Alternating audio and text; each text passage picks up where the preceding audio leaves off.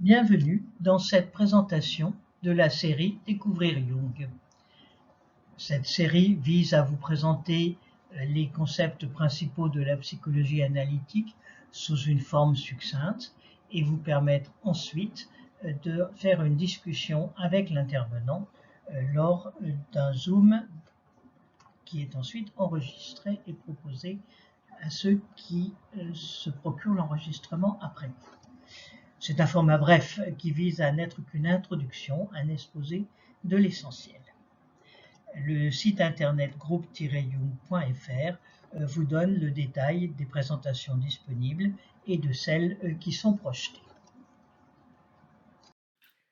Bonjour, je suis Caroline Rivière, je suis psychologue clinicienne et psychanalyste, membre de la SFPA et de la IPA, et je vais vous présenter aujourd'hui une introduction au concept du soi. Le chemin de Jung vers le concept de soi. C'est assez tardivement que Jung choisit cette notion du soi pour décrire la relation entre le moi et l'inconscient. Il emprunte le terme à la philosophie indienne du Rig Veda, dont l'étymologie en sanskrit et en pali se dit Atman, et que l'on pourrait traduire par souffle, principe de vie, âme, soi, essence. Dans son autobiographie Ma vie, Jung éclaire la manière dont sa réflexion sur la psychologie du soi ou la psychologie des profondeurs se relie à son vécu intime de l'inconscient tout au long de sa vie. C'est donc un concept dont la portée est immense dans l'œuvre de Jung et dont la maturation est évolutive. Donc pour aborder cette notion complexe, je vous propose de suivre aujourd'hui le cheminement de Jung en nous replongeant dans son vécu du soi et les étapes de la maturation de sa pensée entre 1906 et 1940. Tout d'abord, les prémices entre 1906 et 1913, lorsque Jung va prendre position sur l'inceste symbolique contre Freud.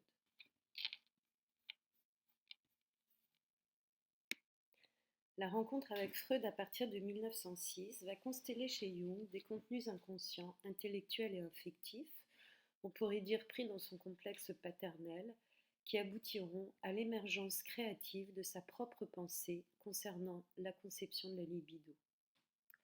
Entre 1906 et 1912, les tensions que ressent Jung s'accentuent vis-à-vis de la théorie sexuelle de la libido chez Freud. Jung ne remet pas en cause la sexualité infantile ni le refoulement des contenus incestueux oedipiens qui entraînent des fixations, des régressions pathologiques, des projections malheureuses sur le monde extérieur. Il ne remet pas en cause et partage avec Freud le fait que le transfert dans la cure psychanalytique est le facteur primordial de guérison pour libérer les patients et leur permettre une meilleure adaptation sociale, professionnelle, amoureuse, mais il ne peut se résoudre à voir dans la libido sexuelle l'unique facteur à l'origine des névroses et encore moins des psychoses.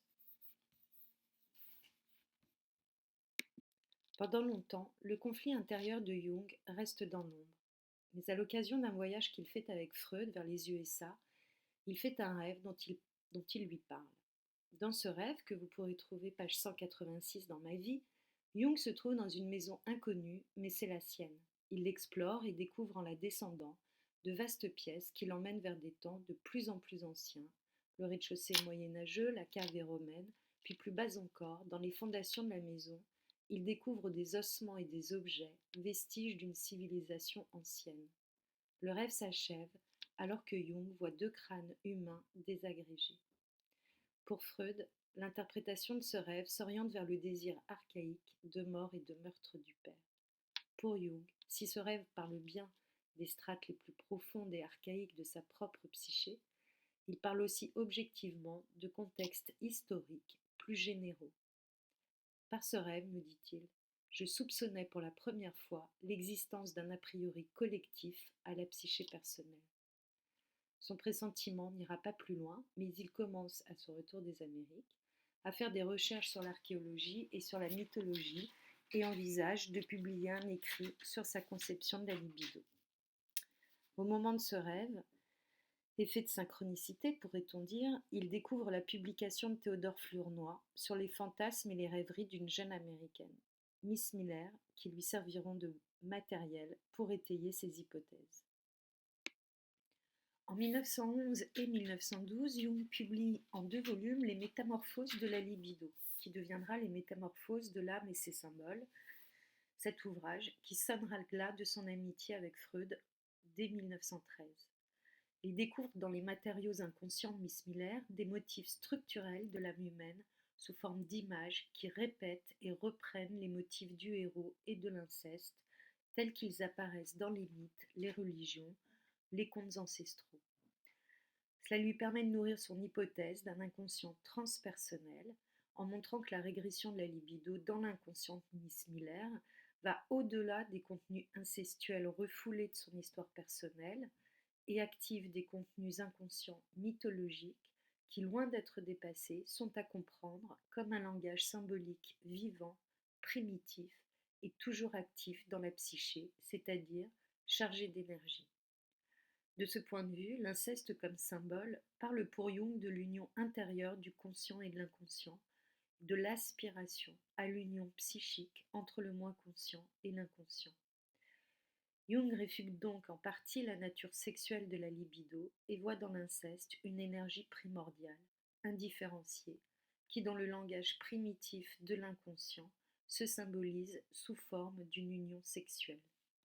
Cette image primordiale, chargée d'intensité énergétique, exerce sur la psyché des effets de fascination et d'attraction. Cette attraction d'image incestuelle est pour Jung celle d'une complétude représentée par l'union du conscient et de l'inconscient, poussant la libido de Miss Miller à régresser dans le sein de la mère, entre guillemets, dans l'inconscient originel et son état de félicité, d'abondance sans limite.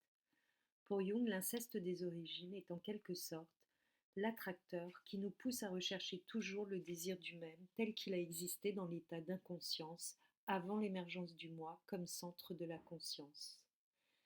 Ce désir du lien au même se projette dans l'enfance sur les plus proches, les parents, les frères et sœurs, créant des fixations néfastes ou conduisant à des passages à l'acte pathologique, des incestes. Il est aussi au cœur de l'attirance régressive qui dure tout au long de la vie vers l'idéal de complétude qui se projette sur les relations amoureuses, sociales, professionnelles, matérielles, idéologiques, etc.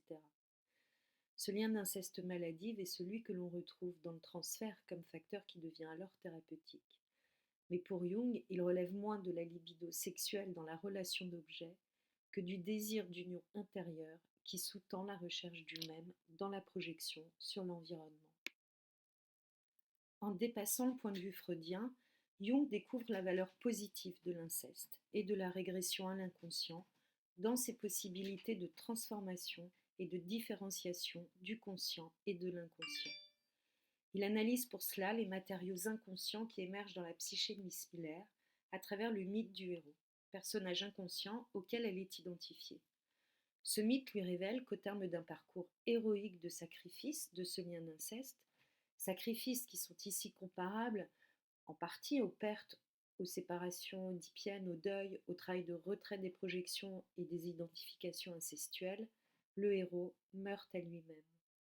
Cette mort symbolique est celle du moi héroïque. Elle est la condition d'une renaissance, celle d'une ouverture à une nouvelle énergie de vie, dans une relation renouvelée, différenciée du moi à l'inconscient. Jung a donc découvert dans les fantaisies de Miss Miller que le désir d'inceste porte en lui un trésor, la valeur d'un inceste symbolique, c'est-à-dire d'une union psychique où le moi conscient peut entrer dans une relation vivante à l'inconscient, ouvrant de nouvelles possibilités de vie.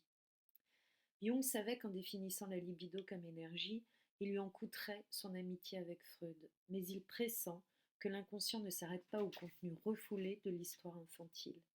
Il ne parle pas encore d'inconscient collectif ni d'archétype, mais il pressent que l'inconscient est une source d'énergie dont les matériaux activés sont constitutifs de possibilités types, instinctives, communes à l'esprit humain. Le symbole de l'inceste est donc une première intuition qu'il développera plus tard comme image de la totalité psychique, consciente et inconsciente. Le conflit intérieur de Jung a duré longtemps avant qu'il écrive son livre dont l'impulsion inconsciente créative lui échappe en partie. Une de ses biographes, Derdber, nous rappelle d'ailleurs qu'il a souvent noté sur son manuscrit: Qu'as-tu écrit là? Qu'est-ce encore que ça? D'une certaine façon, on peut dire que la confrontation à Freud a nourri une constellation de contenus inconscients qui demandaient à émerger, se vivre et s'intégrer à la conscience de Jung. Bien que très vite ambivalente, on peut imaginer aussi que leur relation avait activé chez Jung l'espoir, le désir, l'idéal d'un lien à un autre même dans le champ de l'exploration scientifique de l'âme humaine.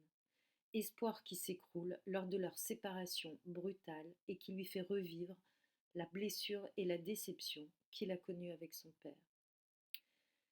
De manière comparable au processus inconscient qu'il vient de décrire dans les Métamorphoses, une partie de la libido incestuelle, investie dans son complexe Freud, se libère et reste sans objet. Elle va refluer vers l'intérieur et entraîner Jung dans les profondeurs de son inconscient. 1913-1928, le vécu et la découverte du soi par Jung à travers son expérience de mort, de renaissance symbolique et de transformation intérieure. Donc ces années qui correspondent aux années du livre noir et du livre rouge. Tout d'abord, la Grande Dépression de Jung entre 1913 et 1918 environ. La rupture avec Freud provoque une régression dépressive chez Jung et une longue période de reflux de son énergie, sa libido, dans l'inconscient. Jung se retrouve seul, sans savoir où ses pas vont le conduire. Il décrit cette période comme celle d'une incertitude intérieure, d'une désorientation, où il se sent flottant, comme en suspens, où il va se laisser vivre ce qui vient.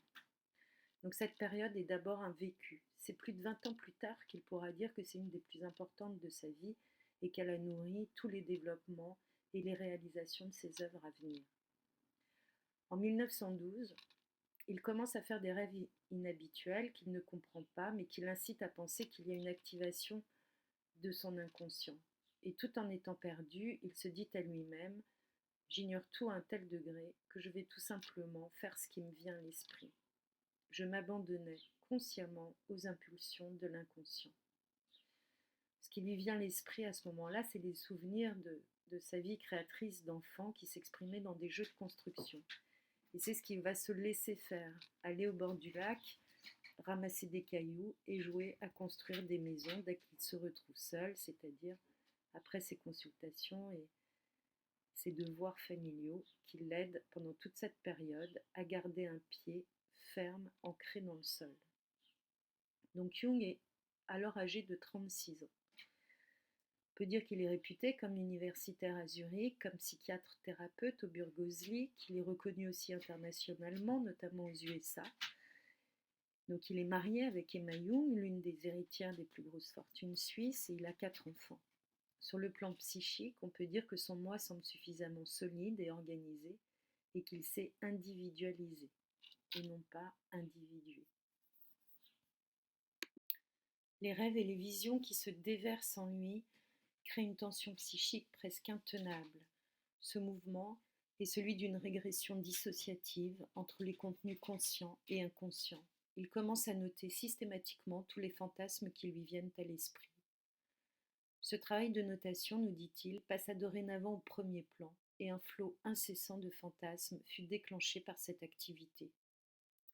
Donc le fait de s'intéresser à l'inconscient active et amplifie l'inconscient. Donc ce dont il parle ici, c'est l'expérience du livre noir, faite de la matière première des émotions, des sensations, des affects qui lui tombent dessus sous forme d'excitation psychocorporelle et de fantasmes. Je vivais avec une tension extrême. Tenir le coup dans cette épreuve fut une question de force brutale. Une des plus grandes difficultés que j'eus fut de supporter mes sentiments négatifs. Je m'abandonnais librement aux émotions que je ne pouvais toutefois pas approuver. Ce n'est que grâce aux plus grands efforts que je suis arrivée à sortir du labyrinthe. Pour saisir les fantasmes, il me fallait pour ainsi dire me laisser tomber en eux, et j'éprouvais à l'égard de cela non seulement des résistances, mais même expressément de l'angoisse. Je craignais de perdre le contrôle de moi-même, de devenir une proie de l'inconscient, et je ne savais que trop clairement, en tant que psychiatre, ce que cela voulait dire. Il me fallait cependant tenter de m'emparer de ces images. La confrontation à l'inconscient que vit Jung montre sur le plan clinique l'épreuve pour le moi de s'ouvrir aux contenus les moins reluisants de soi-même et les dangers d'engloutissement et d'inflation lorsque s'ouvre la relation à des contenus entremêlant inconscient personnel et jaillissement des contenus collectifs auxquels le moi est identifié, indifférencié. La confrontation ne devient possible qu'à partir du moment où la mise en image participe de la distanciation du moi avec ce qu'il vit. Jung peut alors s'en différencier de ces images et dialoguer avec elles. Cette deuxième expérience est celle du livre rouge. Dans son vécu intime du livre rouge, Jung personnifie ses voix intérieures et leur donne des prénoms mythologiques et bibliques. Elles seront l'essence des manifestations de l'inconscient collectif qui donneront naissance aux grands concepts jungiens comme l'animus ou l'anima. Elles seront le terreau de sa compréhension de la force instinctive, archétypique, des contenus autonomes de l'inconscient auxquels le moi doit se confronter. L'une d'elles en particulier, Salomé, se mêle à ses pensées. Elle personnifie pour Jung l'expression à la fois séductrice de l'inconscient auquel le moi peut succomber et aussi l'expression positive de reliance au contenu de l'inconscient. Salomé préfigure ce que Jung dira plus tard de la fonction transcendante et de l'anima. C'est à travers elle qu'il lui vient l'idée de la transformation intérieure, du renouvellement de la conscience dans un travail essentiel du moi, de considération, de confrontation et d'intégration des contenus inconscients dans la vie consciente de l'individu. Il décrit comment il se différencie et se défend contre Salomé lorsqu'elle lui suggère que ce qu'il fait c'est de l'art, et comment s'engage pour lui à ce moment-là ce qu'il appellera par la suite la confrontation avec l'ombre et le devoir de responsabilité morale et intellectuelle de la conscience vis-à-vis des images de l'inconscient. Jung se considérait comme un scientifique, un psychothérapeute, un explorateur de l'inconscient et non pas un artiste. La tentation de l'art aurait été pour lui, dans sa dimension esthétique, aurait été pour lui l'échec de sa transformation intérieure et l'effet d'une possession par l'inconscient. C'est pourquoi il ne cesse de s'interroger: qu'est-ce que sa conscience doit comprendre des manifestations inconscientes qui lui arrivent pour enrichir la pensée scientifique sur l'inconscient? Le contre-exemple qui pourrait être donné à la vie de Jung, c'est celui de Gérard de Nerval sur lequel il a travaillé quelques années plus tard. Gérard de Nerval, malheureusement, a été possédé par la voix de son anima au détriment de sa vie amoureuse réelle, ce qui l'a conduit à se laisser séduire et fasciner par le flot de visions et de rêves qui déferlaient sur lui, sans entendre la demande inconsciente de vivre la réalité de ces images dans la vie réelle.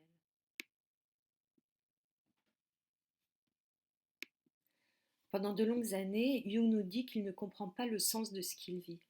La seule conviction qu'il a, suite au rêve de Siegfried, c'est que le moi doit sacrifier son identité à l'idéal du héros, porté par la volonté, l'attitude unilatérale de la conscience. Donc, il laisse faire et venir. Il pressent que la relation entre le conscient et l'inconscient ne dépend pas du centre de la conscience du moi, mais il ne sait pas encore comment conscient et inconscient se relient entre eux, ni comment il peut relier en lui, dans son œuvre et dans sa vie, dans le monde extérieur, ce qui s'ouvre à lui sous la forme de ses visions et de ses dialogues intérieurs. C'est une des raisons pour lesquelles, à cette époque, il démissionne de son poste d'enseignant à Zurich, en disant « Il me fallait d'abord trouver une orientation nouvelle avant de reprendre la parole ». Pendant cette période, d'un côté, il accueille dans la solitude et le secret l'expérience de son inconscient et travaille à ses imaginations dans ses carnets du livre noir et du livre rouge. De l'autre côté, il continue à faire des conférences sur la psychologie de l'inconscient notamment et prépare les types psychologiques, livres en partie inspirés par sa relation avec Freud et leur manière inconciliable de voir le monde. Les dessins de mandala et l'intuition de Jung d'un centre de la totalité psychique, de la personnalité consciente et inconsciente. Les premières formes créatrices, intérieures et extérieures, qui le mettent sur la voie d'un ordre et d'un sens qu'il peut donner à la métamorphose intérieure qu'il sent en lui, sont l'écriture des 7 sermons aux morts et le dessin de son premier mandala en 1916. Dans un langage encore peu différencié de l'inconscient, le texte des 7 sermons est une première extériorisation de ce qui demande à émerger du pays des morts, du pays des ancêtres, comme il l'appelle le pays de l'inconscient. Il est comme un prélude, nous dit-il, de ce qu'il croit devoir communiquer au monde. Il pressent que son expérience personnelle peut concerner d'autres individus et qu'elle a une valeur pour le collectif. Ce texte est suivi du dessin de son premier mandala. Qu'à chaque fois qu'il en dessine, Jung nous dit qu'il se sent moins désorienté, moins perdu. Et en 1918, il fait un dessin un peu différent des autres, alors qu'il se sent en désaccord et en tension avec lui-même. Son mandala est amputé d'une partie du cercle et la symétrie en est troublée. Là, il comprend que les mandalas qu'il dessine quotidiennement sont un cryptogramme de l'état de sa personnalité dans son entier. Bien qu'il n'ait pas encore découvert la notion du soi, qu'il utilisera par la suite, il nous dit rétrospectivement dans ma vie. J'avais le clair pressentiment de quelque chose de central et avec le temps, j'acquérais une représentation vivante du soi. Je compris toujours plus clairement que le mandala exprime le centre. Il est l'expression de tous les cheminements. Il est centre qui mène vers le milieu, vers l'individuation. Durant les années 18 à 20, je compris que le but du développement psychique est le soi. Vers celui-ci, il n'existe point de développement linéaire, mais seulement une approche circulaire, circumambulatoire. Donc avec les mandalas, Jung vit la créativité de l'inconscient collectif sous forme de l'émergence d'un symbole qui exerce sur lui une action salvatrice, unificatrice de sa psyché consciente et inconsciente. Cette expérience est inattendue. Elle définira l'essence du symbole dans la pensée jungienne, dans le processus de transformation intérieure.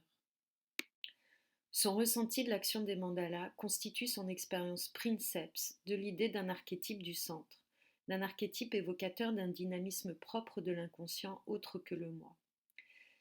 Cette expérience du centre produit, pourrait-on dire, un sentiment de rassemblement en soi-même, des vécus opposés et déchirants que ressent la conscience. Un rassemblement comparable à une sorte d'acceptation d'une vérité intérieure qui dépasse le moi et ce qu'il perçoit de lui-même. L'action du symbole va engager le moi de Jung à mobiliser son énergie pour découvrir le sens de cet autre sujet en soi-même, en lui-même.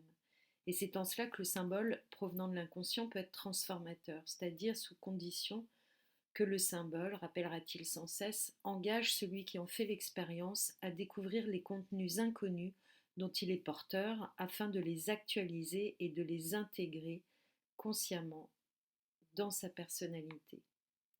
À cette époque, Jung sent qu'il y a un sens à ce qu'il vit, porté par un dynamisme et une loi propre de l'inconscient, mais il n'a pas encore l'idée de ce que cela signifie pour lui, ni de sa portée universelle, c'est-à-dire archétypique.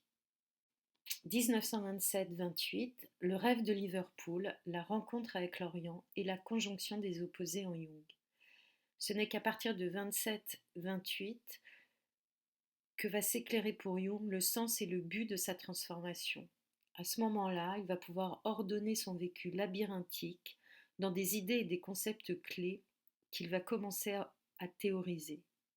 Là encore, son vécu intime est premier. Jung vient d'achever un mandala aux airs étrangement chinois, et l'un de ses derniers rêves, le rêve de Liverpool, que vous pourrez trouver en entier dans les annexes, représente un mandala dans l'architecture en étoiles des quartiers de la ville dans lesquels il se voit déambuler dans le noir, le brouillard et la pluie, avant d'apercevoir un îlot resplendissant de lumière qu'il reconnaît comme l'expression d'un but et d'un centre.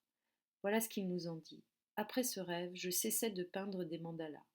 Il exprimait le sommet du développement de la conscience. Il me satisfaisait entièrement, car il donnait une image complète de ma situation. Certes, j'avais jusque-là su que je me consacrais à quelque chose qui était lourd de sens, mais la compréhension de ce que je faisais me manquait, et il n'y avait personne autour de moi qui aurait pu le comprendre. Sans une telle vision, j'aurais peut-être été contraint de renoncer à mon entreprise. Mais dans cette vision, le sens était exprimé. Lorsque je m'étais séparée de Freud, je savais que je m'aventurais dans l'inexploré, que je tombais dans l'inconnu. À cette époque-là, je n'avais aucun savoir au-delà de Freud et de son apport, mais j'avais osé faire un pas dans le noir. Quand survient alors un tel rêve, on le ressent comme un actus graciae, un acte de grâce. Jung vient de comprendre que le chaos qui l'a menacé précède une autre évolution. Il cesse de dessiner des mandalas, d'écrire le livre rouge pour se consacrer à son œuvre scientifique. Et un de ses premiers écrits d'élaboration concerne les rêves, qui paraît en 1928, et l'énergétique psychique. Dans cette publication, il aborde les rêves comme manifestation de l'activité créatrice de la psyché, pouvant avoir une visée prospective. Et il commence à élaborer la relation du conscient et de l'inconscient comme une relation de compensation, c'est-à-dire une relation où la conscience peut observer la réalité de ce qu'elle vit autrement, d'un point de vue autre, d'un savoir autre, indépendant du moi, ce qui demande au moi un effort de décentrement et d'acceptation vécu douloureusement pour s'ouvrir à une réalité qu'il n'a pas choisie, désirée, voulue. Et c'est alors qu'il reçoit de son ami Richard Willem un traité alchimique chinois taoïste intitulé Le mystère de la fleur d'or. Il ressent sa lecture comme une illumination, une coïncidence pleine de sens pour lui, et qu'il élaborera plus tard comme le concept de synchronicité. Les conceptions du traité taoïste épousent presque littéralement tout ce qu'a vécu Jung, et elles lui permettent d'accueillir et de donner une valeur objective à ses propres contenus et intuitions. Il nous dit « En 1929 naquit le livre publié en collaboration avec Richard Willem. Ma réflexion et mes recherches atteignirent alors le point central de ma psychologie, je veux dire l'idée du soi. Ce n'est qu'alors que j'ai trouvé mon chemin de sortie vers le monde. » Ou alors, il nous dit encore, ce texte m'apportait une confirmation insoupçonnée en ce qui concerne le mandala et la déambulation autour du centre. Ce fut le premier événement qui vint percer ma solitude. Alors s'ouvre une troisième période de 1929, on peut dire, à 1940, avec la découverte de l'alchimie, d'abord à travers le mystère de la fleur d'or, puis qui va conduire Jung à l'alchimie occidentale. Les résonances entre le mystère de la fleur d'or et la maturation de l'archétype du soi. Le Tao est composé des signes tête et allée, que Jung rapproche de l'idée d'un chemin de conscience. Il le compare à une voie d'unification consciente de principes opposés ayant pour effet de dépasser la dualité de ces opposés en entretenant une relation vivante et juste entre les lois de la vie, Ming, et la nature humaine, Sing, on pourrait dire entre les lois de l'inconscient et la conscience. Le point de vue taoïste enseigne que pour cela, l'étudiant doit se concentrer sur la lumière du cercle le plus intérieur, pour faire le vide, faisant écho à cette bascule qu'a vécu Jung et qu'il vient de comprendre dans son rêve de Liverpool, en ressentant la présence d'un centre lumineux orientant le but et la visée ultime de sa régression. La notion de vide, dans le traité taoïste, résonne aussi en Jung avec celle de détachement de la libido d'objet pour libérer le moi des projections et de l'indifférenciation entre le sujet et son objet, entre le sujet et son environnement, ou pour permettre au moi de s'ouvrir à l'inconscient jusqu'à ce qu'advienne une impulsion direction venue des profondeurs. Jung associe ce vide au centre de la personnalité. Il nous dit le centre de gravitation de la personnalité totale n'est plus le moi, mais une sorte de point virtuel situé entre le conscient et l'inconscient, que l'on pourrait désigner du nom de soi. Donc là, c'est la première fois qu'il utilise cette notion du soi, donc dans les mystères, en commentant les mystères de la fleur d'or. Si cette translation réussit, c'est-à-dire le passage du moi au soi, elle a pour conséquence l'abolition de la participation mystique, c'est-à-dire l'indifférenciation ou l'inceste des origines, et l'on assiste à la naissance de la personnalité dont on peut dire qu'elle souffre encore aux étages inférieurs, tout en étant singulièrement détachée des événements douloureux aussi bien que joyeux aux étages supérieurs. Le Tao, nous dit-il, est illustré et symbolisé par le mandala, qui signifie cercle, de la fleur d'or. Celle-ci représente le centre, l'enceinte sacrée, qui est le mystère des origines et du terme de l'âme. Elle est le mystère du commencement, où tout est un, où vie et nature humaine, inconscient et conscient, sont une unité dans la bulle germinale obscure qui contient le feu souverain. Elle est aussi le but suprême, la lumière au fond de l'obscurité, l'unité de la vie et de la conscience autrefois possédée puis perdue et qu'il nous faut retrouver. Lorsqu'il écrit ses commentaires, Jung a fait l'expérience de ses propres dessins pour Dala, mais il a aussi fait 2 voyages en Afrique et notamment un au Kenya et en Ouganda en 1925, dont il rapporte l'expérience unique de sa plongée dans la félicité du monde originel et sa compréhension de la valeur cosmique de la conscience, c'est-à-dire l'acte créateur de la conscience qui donne une existence objective au monde, et l'inclusion de cette conscience dans le monde originel. Il nous dit: Je compris que depuis les tout premiers commencements, une nostalgie de lumière et un désir inépuisable de sortir des ténèbres originelles habitent l'âme humaine. La nostalgie de la lumière et la nostalgie de la conscience. La symbolique du mystère de la fleur d'or n'a pu manquer de résonner avec cette expérience intime de Jung du monde primitif. Sur le plan psychologique, la nuit originelle fait également écho à la psyché inconsciente du début de la vie et à la régression à l'inceste originel, à l'obscurité, aux strates archaïques de la psyché, d'où émerge l'inconscience. Donc voici comment, avec quelles images, cet dynamisme est repris dans le texte du mystère de la fleur d'or. Donc je cite Jung. Le symbolisme de notre texte nous parle d'une espèce de processus alchimique de raffinage et d'ennoblissement. L'obscur enfante le lumineux. L'or noble croît à partir du plomb de la région des eaux. L'inconscient devient conscient sous la forme d'un processus de vie et de croissance. Ainsi naît l'unification de la conscience et de la vie. L'unité des deux se nomme Tao. Le symbole de ce dernier est la lumière blanche centrale. Le symbole du soi. Jung commande que le mandala est un geste ancestral consistant à tracer un cercle magique, c'est-à-dire qu'il y a une action, un effet, autour d'un centre, d'un temple, d'un téménos, qui protège le centre des fuites. Ce que Jung traduit par le danger de dissolution de la conscience par l'inconscient collectif et ou le danger de se laisser dévier du chemin par l'extérieur.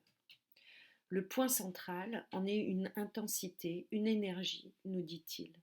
Donc c'est important, il rappelle aussi que le temple téménos représente psychologiquement chez l'individu le soi intime, c'est-à-dire le soi psychocorporel avec les limitations données par le corps. Le tracé du cercle est un mouvement opérant, donc venu des profondeurs ressenties en soi. Il est jaillissement de l'impulsion créatrice de la vie qui participe à la conscience dans l'espace sacré de son intimité. Il a pour signification l'extension et l'unification de la vie et de la nature humaine, c'est-à-dire une extension de la conscience de soi dans l'unification des opposés, dans l'unification du conscient et de l'inconscient. Cette mise en mouvement, cette conscience que quelque chose se passe, qui nous dépasse, a valeur de symbole et est une expression primordiale de l'unification du conscient et de l'inconscient. Ce processus, autour et vers le centre, vers cette énergie, cette intensité, est circumambulatoire, c'est-à-dire qu'il n'est jamais achevé et se répète tout au long de la vie. La voie taoïste nourrit donc les réflexions de Jung sur la dynamique des opposés dans le chemin du devenir conscient, rendu possible grâce au symbole, c'est-à-dire cette impulsion vitale venant de l'intérieur ou de l'extérieur, se manifestant à la conscience sous la forme d'un langage primitif. Donc ici, le fait de dessiner des mandalas, qui permet d'atteindre et d'exprimer l'inconscient, tout en protégeant le conscient des forces de désintégration de l'inconscient collectif. Il résume ainsi sa pensée sur le symbole. Le symbole est d'une part l'expression primitive de l'inconscient et d'autre part l'idée qui correspond à la plus haute réalité pressentie par la conscience. Le symbole dans le sens jungien n'est donc pas l'image illustrative du symbole, il est un vécu qui engage tout l'être qui en fait l'expérience. Ce vécu conscient n'est pas encore pensée consciente sur le vécu, c'est le sentiment que quelque chose se passe. le langage primitif du symbole se déploie spontanément et ne fait pas appel à la rationalité consciente. Cette mise en relation du conscient et de l'inconscient naît donc de cette expérience de l'inconscient comme nouvelle source d'animation de la psyché. Donc c'est à partir de cette fonction du symbole que Jung parlera de la fonction symbolique. Celle-ci n'est pas statique, elle s'enrichit et s'approfondit dans les expériences vécues du soi sur le chemin du devenir conscient. Le symbole, quel qu'il soit, ne résout pas l'opposition entre conscient et inconscient, c'est-à-dire ne résout pas les conflits intérieurs qui paraissent insolubles. Le vécu d'unification des opposés par le symbole du soi occasionne plutôt un dépassement de la dualité psychique, de la tension, c'est-à-dire une façon de voir dans une lumière différente, une façon de prendre du recul ou de la hauteur du fait de la prise de conscience que quelque chose de plus vaste et de plus élevé fait son apparition. Ce décentrement et cette acceptation du moi de s'ouvrir à une réalité qui n'est pas la sienne, dans un mouvement d'union avec le soi, est une étape douloureuse pour le moi. Elle s'opère généralement à des moments où ce qui advient n'est pas voulu par le moi. Quand Jung travaillera sur la symbolique chrétienne de la quaternité, c'est le symbole de la croix et de la crucifixion qui pourra rendre compte de ces moments nécessaires de décentrement sur le chemin du devenir conscient. Ce devenir conscient à partir d'une reconnaissance d'un centre autre que le moi est ce que vient de vivre Jung dans sa confrontation à l'inconscient. Il est la dimension de l'individuation auquel il s'attache à cette époque dans sa psychologie. Il nécessite, comme on l'a vu, un détachement de la libido d'objet qui peut être vécu comme une chute, un vide, à partir duquel le symbole émerge, donnant un ressenti de soi et du monde, une conscience de soi dans le monde, différente ou tout autre. Un autre exemple illustratif pris dans un autre domaine pourrait être celui d'un épisode de la vie de la danseuse Isadora Duncan. Dans les années 20, elle perd tragiquement ses 2 enfants. Cette tragédie est extrêmement intime et en même temps extrêmement universelle. Après un temps d'abattement, il lui vient une danse qu'elle appellera la mère. C'est une danse d'adieu à ses enfants, dans laquelle elle peut se relier à la douleur ancestrale des mères ayant perdu leurs enfants, et dans un geste ultime en direction du ciel, transformer sa douleur en une acceptation et une espérance. La danse qui lui vient est venue à valeur d'une fonction symbolique et d'expression du travail subjectif intime d'Isadora Duncan et de son expérience du soi. Cette danse est un enfantement qui est par ailleurs resté à la postérité. L'archétype du soi. La découverte donc du traité alchimiste taoïste conforte Jung dans son hypothèse d'un inconscient collectif structuré par des archétypes. Et il engagera Jung dans un travail de longue haleine jusqu'à la fin de sa vie sur la valeur du symbole d'un point de vue psychologique et empirique sur les plans individuels et collectifs. Donc Jung a déjà employé la notion d'archétype dès 1919 pour différencier l'inconscient personnel et l'inconscient collectif ou impersonnel, pour lequel il a fait l'hypothèse d'une psyché inconsciente indépendante, régie par des dispositions instinctives communes à tous les hommes, une psyché collective qui interagit dynamiquement avec la psyché consciente de chacun, que l'on en ait ou pas conscience.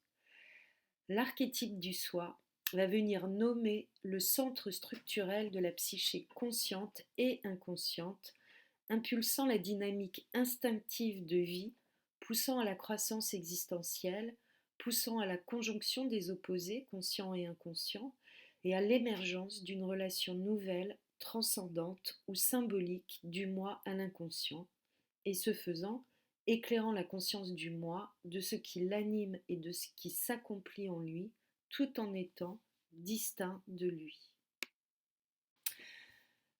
Donc, avançant un petit pas dans son approche de l'inconscient collectif, Jung distingue l'archétype du soi, qui est insaisissable, de ses effets manifestés. Donc, si l'archétype est à la source des symboles et des images archétypiques, il ne se confond jamais avec elles, qui sont seules susceptibles de connaissance et d'expérience dans la relation à la conscience.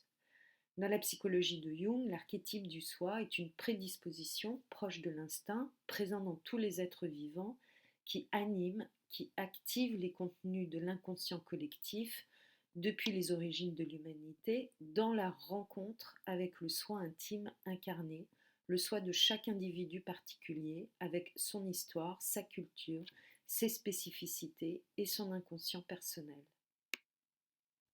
Ainsi nous dit-il, lorsque nous arrivons au monde, nous arrivons avec le potentiel génétique qui nous est propre et avec le potentiel hérité, un système organisé, prêt à fonctionner, correspondant à toutes les situations qui prévalent depuis les temps les plus anciens, ce qui veut dire qu'il y a eu jeunesse et vieillesse, naissance et mort, fils, fille, père, mère, il y a accouplement. Seule la conscience individuelle vit ces divers facteurs pour la première fois. Pour le système corporel et pour l'inconscient, ce n'est pas nouveau. Les images archétypiques, quand elles apparaissent dans les rêves par exemple, n'ont pas de signification universelle. Elles ne peuvent s'expliquer qu'en lien avec la situation psychologique de l'individu particulier qui doit en comprendre le sens dans sa vie personnelle. Dit autrement, l'action de l'archétype impulse une activité typique qui répond à une situation donnée, individuelle, à partir de l'instinct tel qu'il a façonné et évolué avec l'histoire de l'humanité, et qui entre en résonance avec le vécu de l'individu en qui il se manifeste. Il a souvent une action compensatrice du fonctionnement conscient. Le soi comme image archétypique de la totalité. Jung a introduit dès son commentaire de la fleur d'or la question de la totalité au niveau de l'histoire collective, en différenciant les symboles religieux occidentaux et orientaux, chacun reposant sur une historicité propre et une évolution singulière, structurelle de leur psyché collective. La représentation du mandala comme image archétypique du soi met en résonance l'intérieur et l'extérieur, le macrocosme et le microcosme. Il est pour Jung une manifestation psychique d'une réalité de l'inconscient collectif, c'est-à-dire d'une réalité de l'âme ou de la psyché objective, qui se projette dans un symbole collectif religieux. En ce sens, le mandala est équivalent à une imago Dei, un inconnaissable, une projection sur une entité métaphysique du mystère du vivant, mais dont l'homme oriental, nous dit-il, n'a pas perdu de vue la dimension psychologique d'expérience intérieure et de rédemption, entre guillemets, qui a pour base l'œuvre que l'on doit accomplir sur soi-même et non pas l'attente d'une grâce, d'une divinité placée au-dessus de soi. Le Tao a besoin de l'individu pour s'accomplir, nous dit-il. La dynamique créative de l'unification à l'inconscient, l'union des opposés, a besoin de l'individu conscient, c'est-à-dire différencié de l'inconscient, pour en faire l'expérience. Sur le plan individuel, le devenir conscient opère, on peut dire, dans un double mouvement. Il est une expérience intime de l'insaisissable qui nous vit, qui nous meut, qui nous déchire, commun à toute l'humanité et qui donne à chacun une place d'égale valeur au regard de la psyché objective, du centre, de l'archétype du soi. Il est en même temps un effort individuel de discrimination et d'incarnation de la part qui lui incombe, en donnant sens à ce qui advient d'un au-delà du moi, tant de l'extérieur, les événements de la vie, que de l'intérieur, les rêves, les intuitions, ou les pressentiments, ou les sensations, en faisant son affaire. En faire son affaire, c'est-à-dire en faire son histoire, la vivre et l'accomplir. Le devenir conscient de soi est donc un chemin dialectique d'ouverture à l'autre et dans la relation à l'autre extérieure, réelle, et la relation à l'autre intérieure. Cela ne signifie pas être confondu avec la totalité, dont le terme est trompeur et que Jung a très peu utilisé, mais cela signifie devenir plus entier dans la conscience élargie de ce qui nous vit intimement. La relation de complémentarité du conscient et de l'inconscient peut être vécue à différents niveaux. Il y a différents niveaux de conjonction. La coupure entre les deux va toujours dans le sens d'une inadaptation à la vie sur le plan personnel ou sur le plan collectif. Jung parle par exemple, dès les années 30, d'une évolution de la conscience trop unilatérale en Occident, créant un hybris de l'homme occidental, une perte de Dieu, entre guillemets, une liberté prométhéenne menaçant l'équilibre, notamment des plus fragiles dans la société. Jung nous dit qu'il a choisi le terme de soi après une considération approfondie et une évaluation empirique et historique importante. Il y a trouvé une expression appropriée pour explorer son chemin de compréhension de l'inconscient collectif et des archétypes, mais il reste convaincu que la psyché individuelle s'inscrit dans une histoire et une culture. Il a toujours rejeté l'idée que la psychologie analytique est le reflet des conceptions orientales de la spiritualité. C'est dans l'alchimie occidentale qu'il va découvrir la base historique qui lui permet d'ancrer sa psychologie empirique et scientifique dans ses racines occidentales.